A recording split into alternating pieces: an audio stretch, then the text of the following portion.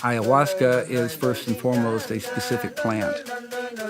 Pretty much universally in the Amazon, ayahuasca has been regarded as the mother of all plants. And it has the qualities of communicating with and potentiating the energy and particularly the healing qualities of other plants. It creates an opening for other medicines to be more effective.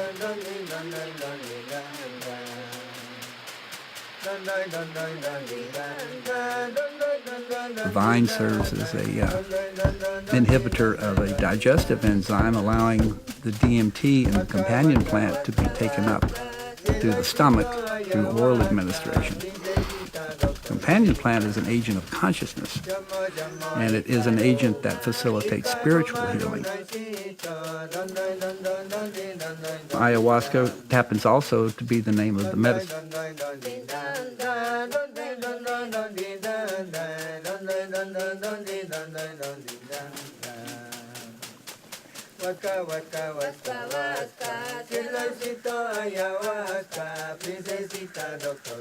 As I like to say, there's more to ayahuasca than what's in the cup. And you generally couldn't ingest all of what there is to the medicine in a cup. And a lot of it's interactive, a lot of it is synergistic, a lot of it has to do with being at a point in your life where you're ready to make a change.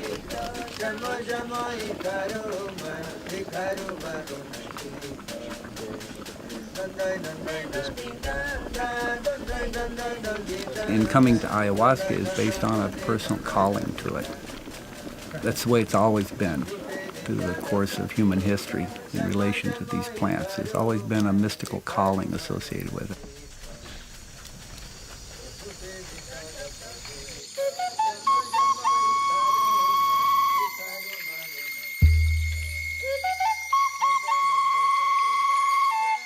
Ayahuasca, it's in a class.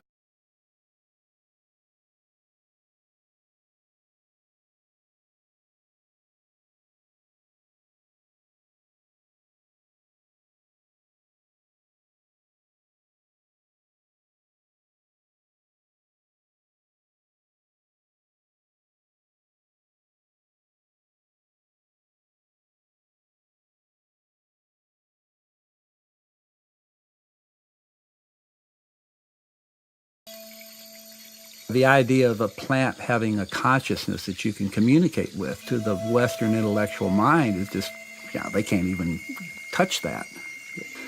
So a big part of the work that I'm dedicated to doing on a consciousness level is to open people to greater possibilities than their mind can presently conceive of.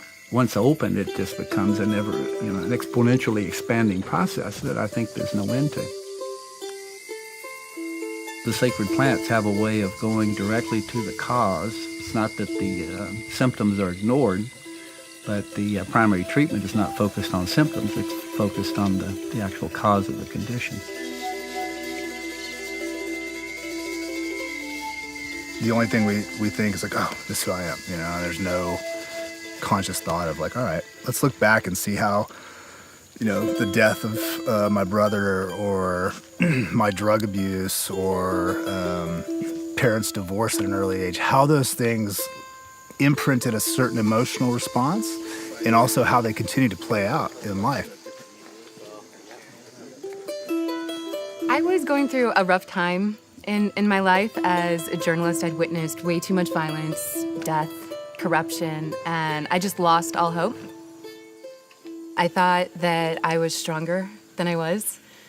I think many of us, I put on this mask that I can handle this, and I was seeing all of this negativity over and over and over, and eventually it got to me. I wasn't living. I just was being sucked down into this negative vortex of PTSD. So it has this mood elevating effect. It's also a natural antidepressant. That's why it's one of the most effective treatments for depression. And depression is largely one of the major epidemics worldwide, right? So there's a lot of desire for people to get out of their psychic stuckness.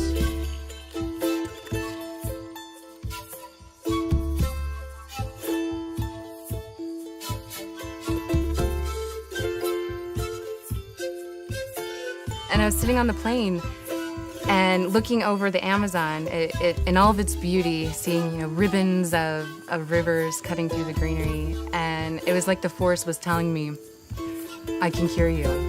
Have faith.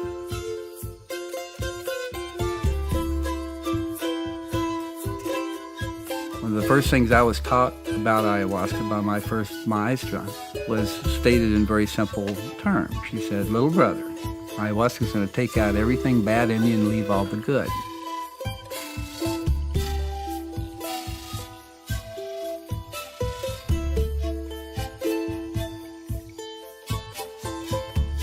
I keep getting asked, you're going down to do medicine work again? To me, this is just like working out the body. If someone goes to yoga for a week and then they go the next week, it's not like, dude, 2 weeks of yoga in a row? Like, are you crazy? This, to me, is the same thing, but for your mind. And for me, I'm in the middle of breaking down a lot of different barriers and walls and things inside myself. And, through further sessions and then the integration, I have immense confidence that I'll be able to build all that back up even stronger. But there's a point where you're overtraining. So, there is a place and a time for stopping, pumping the brakes, but you just got to tune in and make sure that you're allowing yourself enough time to integrate.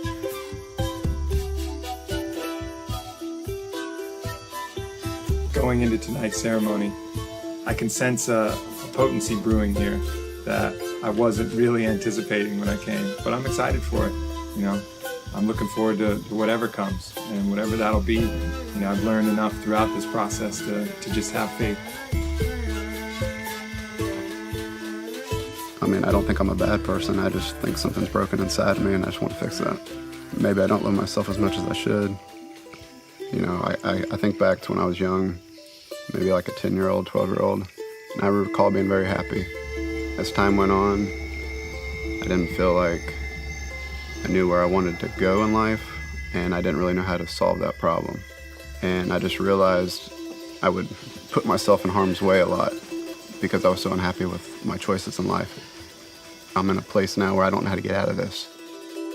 I still realize that I didn't have that youthful happiness. And after hearing about ayahuasca, I was like, maybe this will actually set those pathways in my head where they're supposed to be.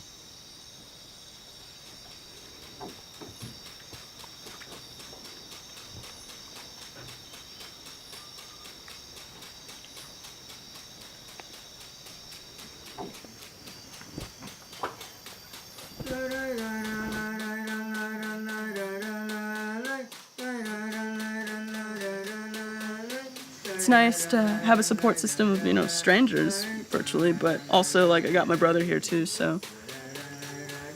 And I really wanted to go home just because it was so difficult, but now I know I have to see it through, and just the fact that I say that and I'm going to do it is like a new confidence. Pretty much the sole legitimate response to coming to ayahuasca is based on a personal calling to it.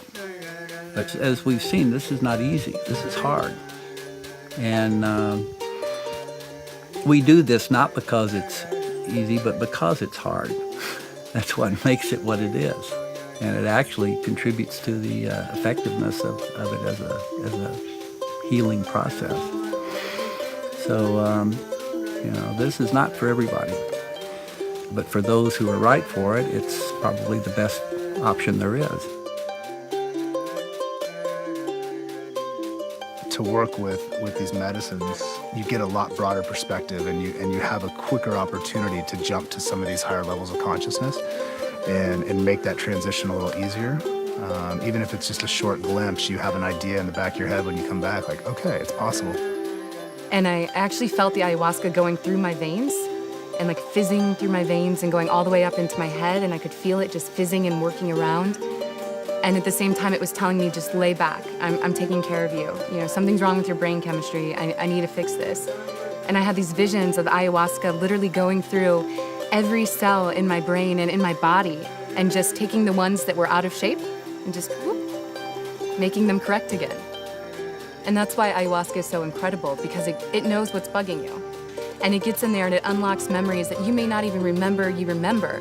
and allows you to process them and in a matter of hours. That's why some people call it 10 years of therapy in one night.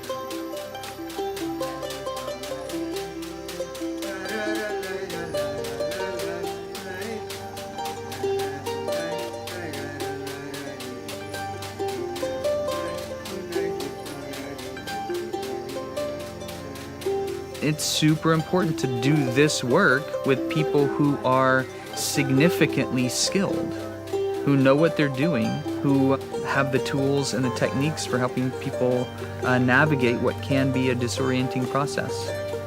So the set and the setting is vital.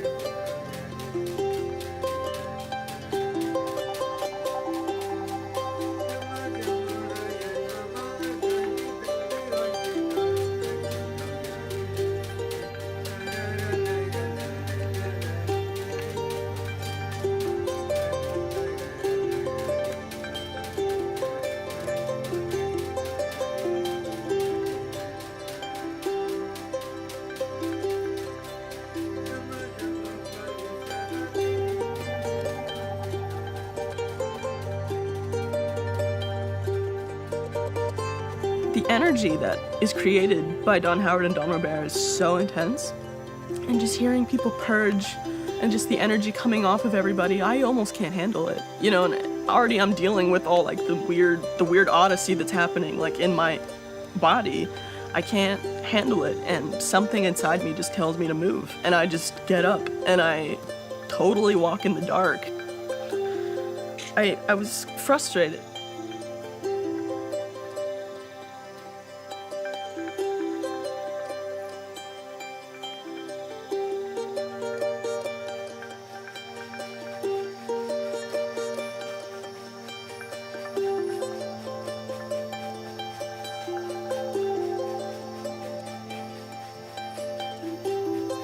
We all have toxic, negative, or contaminating energy in our bodies that we're holding in our being.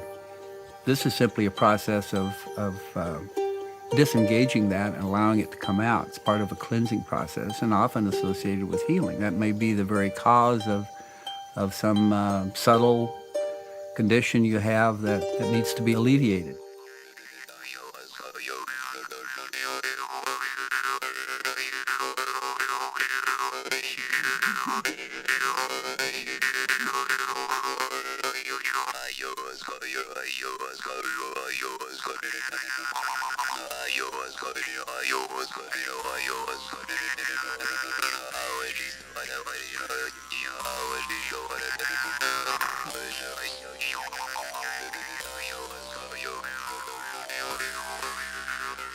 I don't know, the act of purging and physically pulling things out that hurt, kind of, it made room for other things. And I know I didn't physically, like, pull a bunch of pain out of my body, but it really felt that way.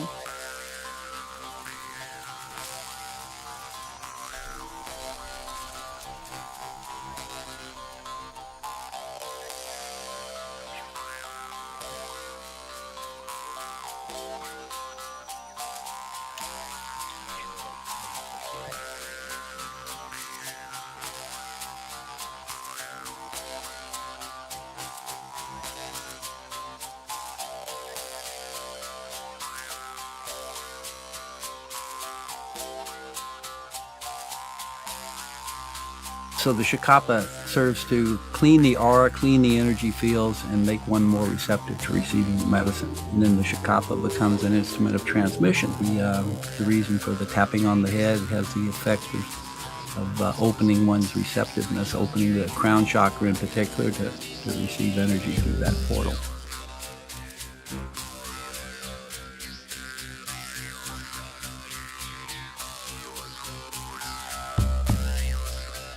I didn't know what more I could get from them because I've had so many journeys and so much transformation. And this trip has really been about the medicine teaching me that I need to love myself. And I had a profound vision the first night where the ayahuasca showed me everything that I love. I saw dolphins and whales, something that I just love to the bottom of my heart. And people and nature, and then the ayahuasca turned to me and said, why is it that you have so much love for all those other beings, but when you look at yourself, you barely have any? And that really, really resonated with me and made me realize that so many of us, including myself, sometimes we're so concentrated on others we forget to pay the favor back and replenish our own souls.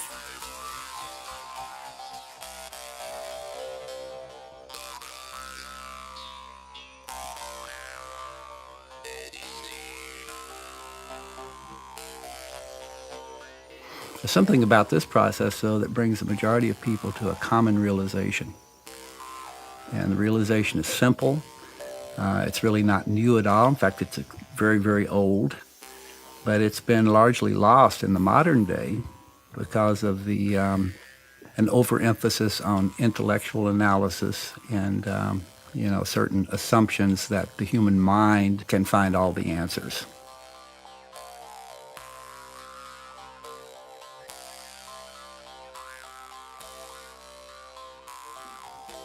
Well, I tried to commit suicide when I was 18, my senior year in high school. And it's a thought that keeps coming back when you get into those dark places. But I knew the second that I woke up from having flatlined and being called dead, that I wouldn't do it again, ever. But that doesn't stop those thoughts. But what's been really interesting is how now I can start to use that in a positive way.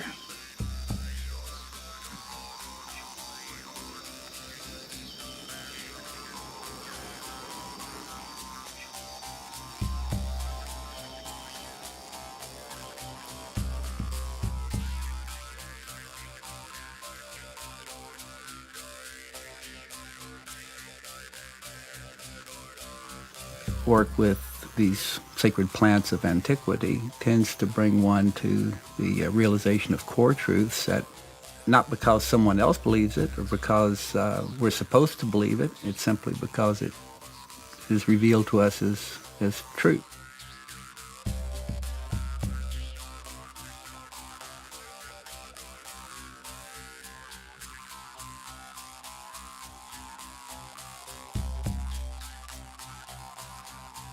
It was almost like the ayahuasca grabbed me out of the bed because I was really in the middle of the experience and it was so intense I could barely get up. But all of a sudden I felt this force just pull me out of bed and drag me into the bathroom.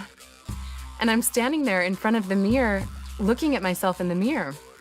And then all of a sudden I split into two people. One, myself, and the other, this part of myself that needs to love myself. And the medicine was telling me, look at that woman. You know, she's got a big heart. She's an amazing person. She's very caring. You have to show her some love. You have to, she's going to die if you don't give her love and nourishment. Everyone needs love and nourishment. And for the first time in my life, I looked at myself as if it wasn't me and just another being that really needed love. And I felt so sorry that I hadn't given myself love.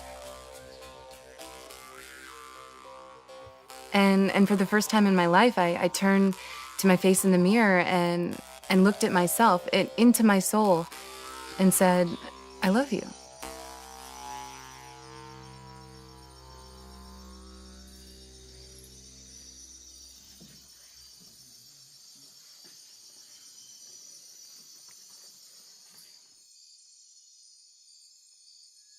Going into the next ceremony, my intention was surrender, because I feel like I didn't surrender my control enough the first time, and I was too afraid.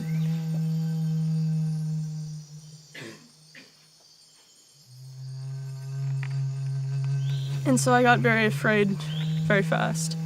And the world was very vibrant, very beautifully colored, but so much so that I felt like my head was going to actually explode.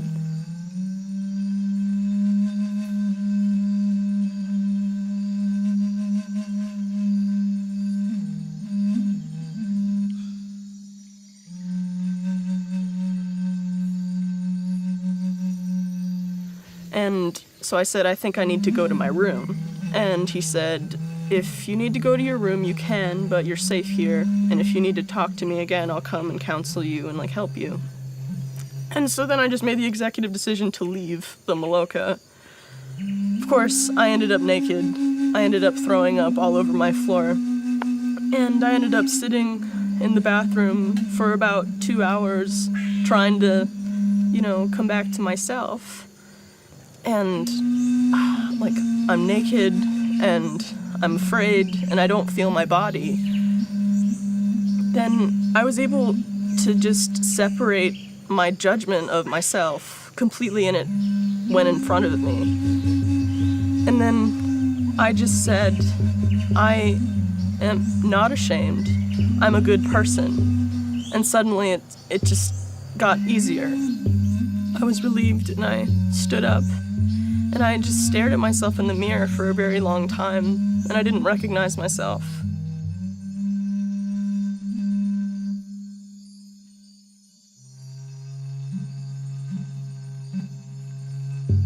I know from my own personal growth, oftentimes I don't even know why I'm coming to ceremony, at this point for my own personal growth. Usually that clarifies after the ceremony.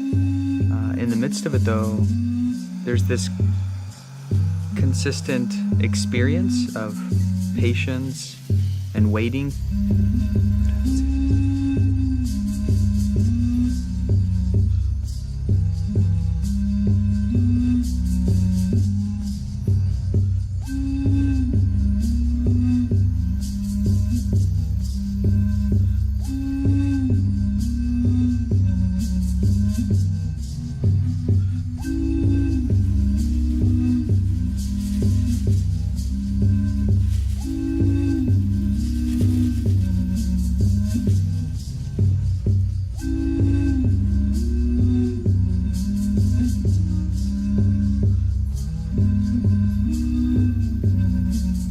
Being an engineer, I've tried to solve this problem myself for a long time. And when I first started on this path, I didn't have a really refined, streamlined reason. And I was having anxiety about it, how to put it in just a simple sentence. Here's what I am looking for. So when it was my turn to go up, I went up there and I asked Mother Ayahuasca to basically unlock the part in me that's holding me back from being the person I want to be.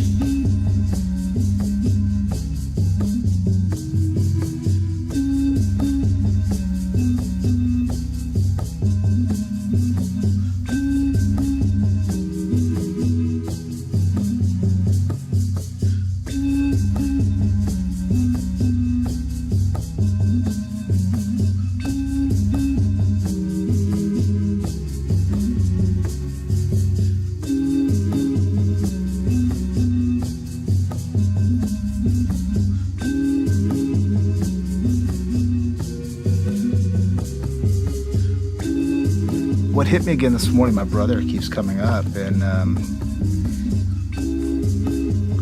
as much as I feel like I'm getting to a better place, and I feel like I am getting to a better place with that, there is some deep trauma that's still there.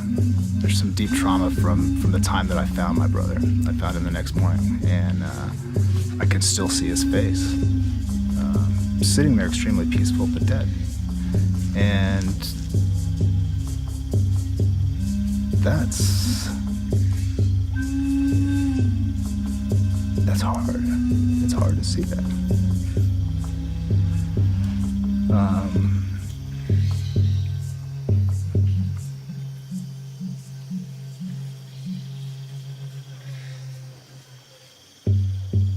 Go back to all those questions of, well, God, man,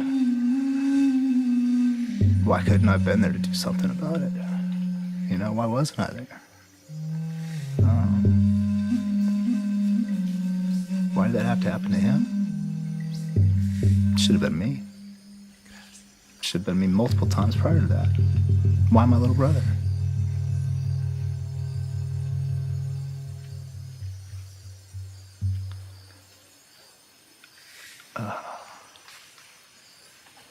And so there's still shit there. There's still shit there that has to be cleaned out. Mm-hmm.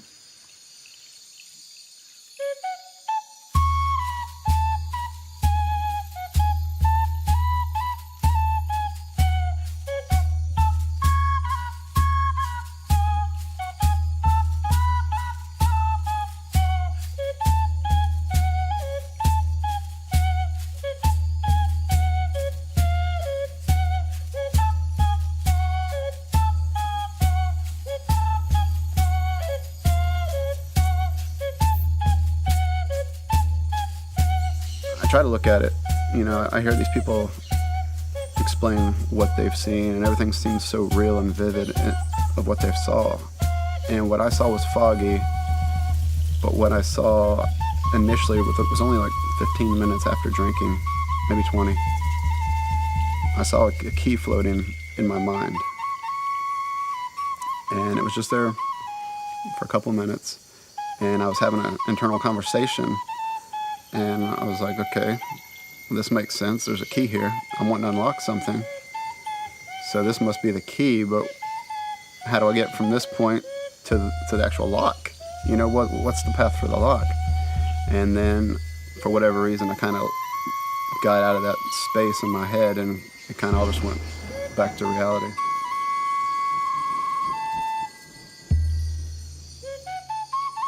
Often people come in a state of relative turmoil, a lot of friction in their lives. And over a period of 7 or 8 days, which is usually as much time as is needed to realize a shift in that. Sometimes it's a complete fix, sometimes it's just a step in the right direction, but there generally is a predictable improvement in the way people feel about themselves, the way the ease they feel with the medicine itself. Well, now I trust it a little bit more. You know, being able to witness the transformation of strangers. And it's like, what should I be afraid of if it's helping people, helping everyone around me? It's definitely for me. I got the call to come here, so I just need to stomach it better. I mean, I don't mind the purging so much. It's just the unlocking parts of myself and working hard to deal with the problems that usually we push aside. That's the difficult part, but I want to do that. That's why I came here, to change. Sat with that big cup, laid back, doing a lot of self-talk to just kind of relax, breathe, just sending like nice pretty colors down to your belly and just letting it calm itself out a little bit. And that was helping. And that was great because it was starting to really come on. The Mariason was just starting like, and it felt like I felt like I was in a lung is what I kind of equated it to, because there was this breathing aspect and this constant pulse, slow, steady. It's like, all right, okay, good. But all that kept coming up was all of this extraneous work shit. It was endless, and that's all I kept getting was just this constant flood of work, and I kept pausing, going, okay, how do I make Mitch a better person? How do I make Mitch a better person? What can I do to help the world? You know, those kind of things, and then it would just come back with all this work stuff. I was like, okay, fine, I'll go with that. And again, I couldn't get comfortable. And the rest of the evening was about dealing with this back thing again and trying to understand why it's happening and what is it that kind of keeps clicking that thing and sending it off.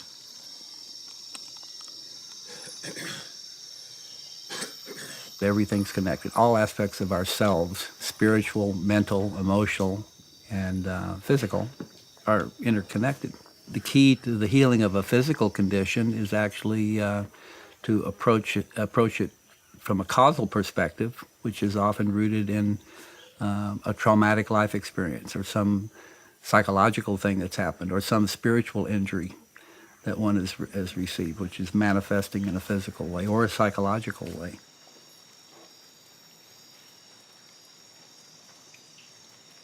Yeah, once I got up there and laid down, it was a strange experience.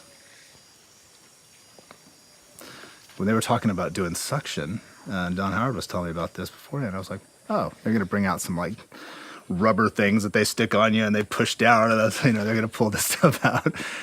And I laid down, and Don Robert's mouth is right on my back, and he's several times, and I could almost visually see strings getting sucked out of me, and I don't know what those were or how they weren't.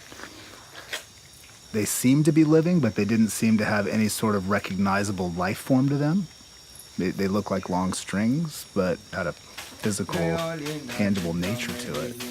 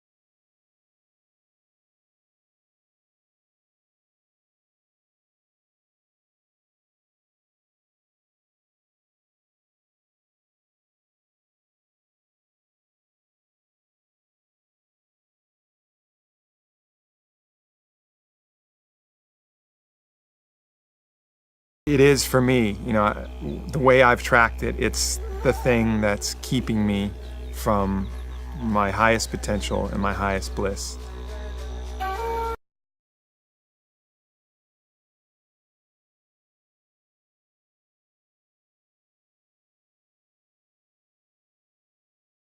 It's another beautiful part of this medicine. She shines light on our shadow so that we can look at it and we get better at looking at it, and we get more curious about what that is.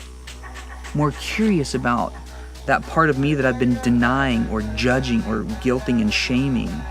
I get more curious about all aspects of myself because I know as I bring them into the light, as I presence their experience, their message, their teaching, I become more able to offer it love and support. Listen to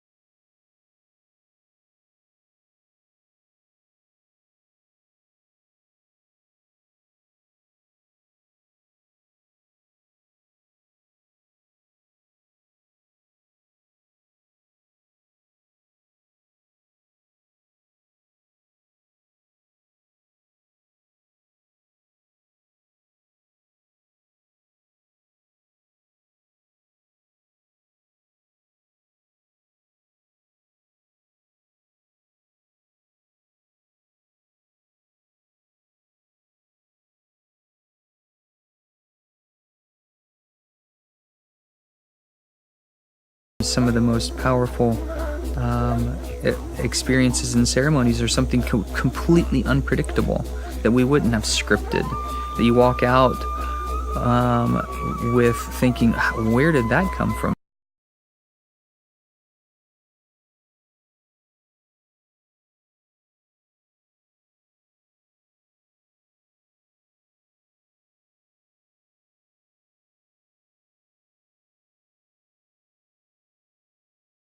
To break down inside of me before I'm going to be open to these things. It's not in my nature to ask for help, and essentially that's what I'm doing here. I'm asking for help from something that isn't tangible, it's kind of a stretch for me.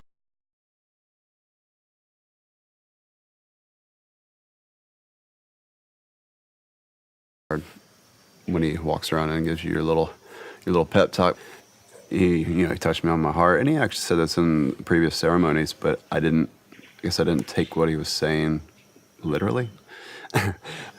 And asked me if I loved myself, and I'd never been really asked that question. I never even thought about that. I changed my intention that night to just, help me open myself up to you, to the medicine. It took me to a whole nother place.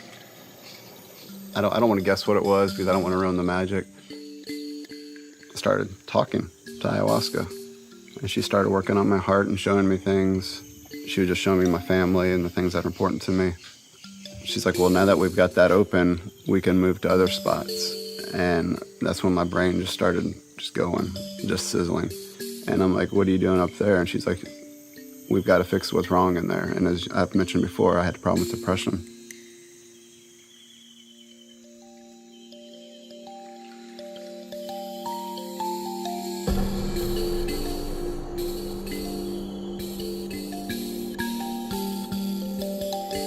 Drank the cup, even though every part of my body did not want to drink the cup. I'm so over ayahuasca. Oh man, I can't believe that I had to do it again. But sure enough, you filled it up, 2/3 cup. And I knew I was in for it, but I just resolved to just take it.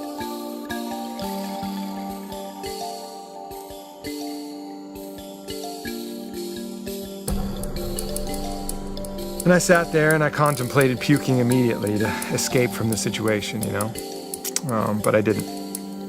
And I started to kind of lean over until I just couldn't hold myself up anymore, and I went down to the mat. And once again, it was round 2 on the beautiful hell. And I describe it as beautiful hell because every part of my body just wants to retch. And I feel feverish and exhausted and nauseous. I'm curled up. But the visions in my head are that, beautiful phantasmagoria of this menagerie of beasts and colors and lights and kaleidoscopes. I didn't give a fuck. I was like, oh, okay, I get it. And I just sunk lower and lower and lower into this state where, I've surrendered to my own death before. But this was much, much deeper. And I fell to the point where I was literally nothing.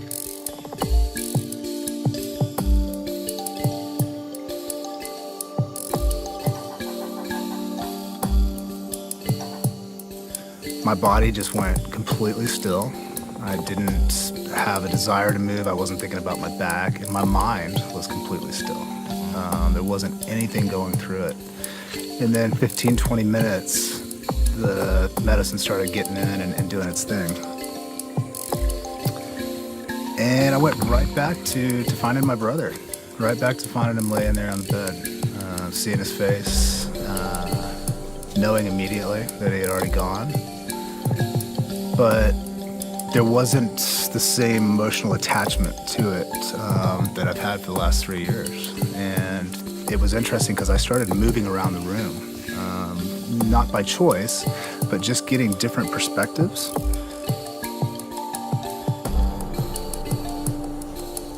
I slowly started seeing Matthew's legs rise by his feet, and this large trunk or vines kind of was growing up out of me, and he went right up into it and disappeared up into the air.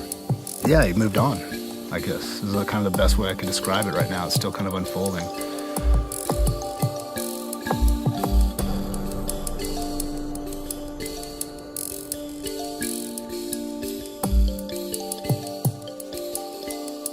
It's not a process of becoming more repressed.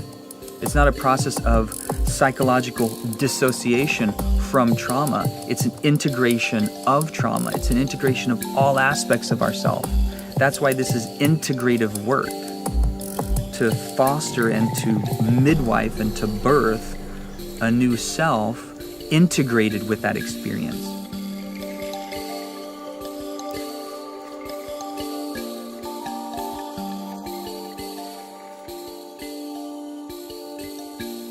All right, I'm nothing. I'm absolutely nothing. And just gave up my right to everything that I've ever thought I was or wanted to be. Just let it all go. And I started to cry, not sobs, I didn't deserve those, just soft, pitiful tears of nothing. And I whispered, I said, I'm sorry, Grandma. I'm sorry.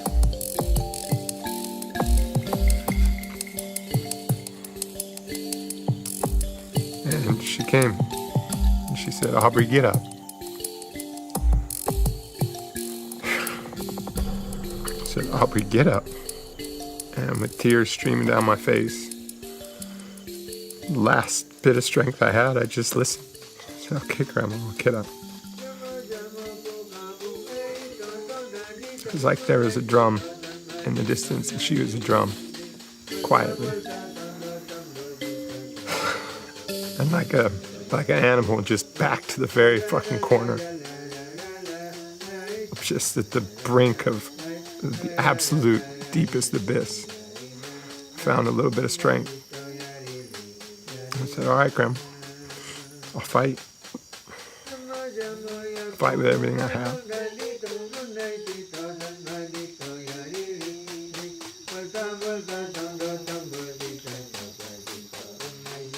She was telling me, she's like, you know, I've got all this stuff gathered up in here I need to get out. We need to get rid of it soon. And I'm like, well, what's going to happen if I get rid of it? I was like, are you still going to be here? Because I want to hang out more. And I'm like, I'm not ready for you to leave yet. And she's like, well, I've got other people I got to work on. I said, okay. I said, well, how am I going to be able to reach you when I get back home to Florida? And she's like, well, maybe we'll figure that out tomorrow. I said, oh yeah, I will see you tomorrow night, won't I? And she's like, yeah. I said, okay.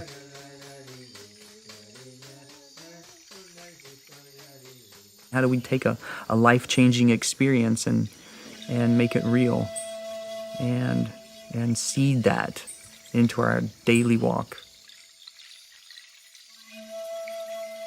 The integration process is as important as the ceremony itself. That's when we bring it home into our lives.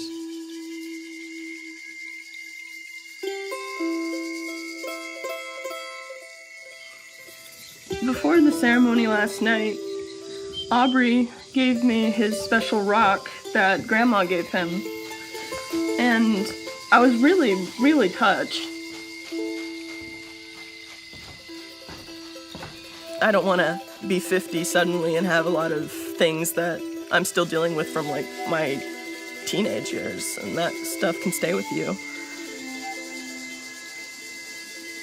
I started focusing on my fear again, which was a problem, and I was just clutching the rock, and it got very hot. It felt like a heart.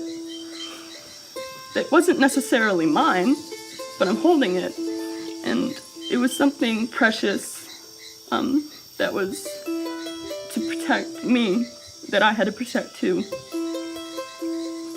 And I just sat there with the rock, and at the end of the ceremony, Aubrey came and sat with me, and I want you to know how much it meant to me that you did that. I haven't always had your back in situations, and even though you might feel like you're nothing, you're quite something to me, and I love you.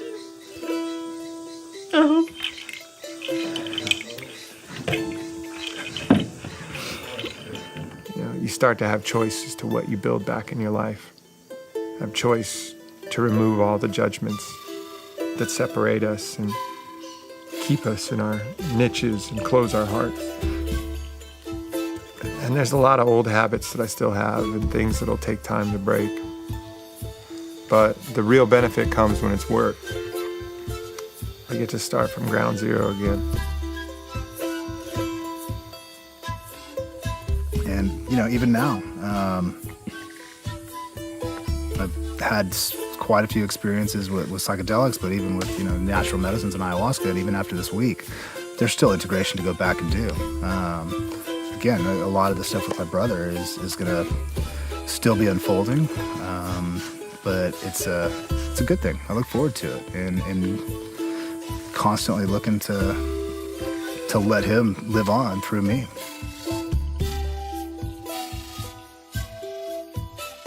And for the first time in my life, I'm leaving here very confident about myself, my love for myself, and the love I have for me is no longer just in my head. It's moved down to my heart, and it's there to stay. And I thank the medicine for that. The first priority in this work really is very self-centered, and appropriately so. Before we can be of optimal service to Pachamama and humanity, we must become fit for service.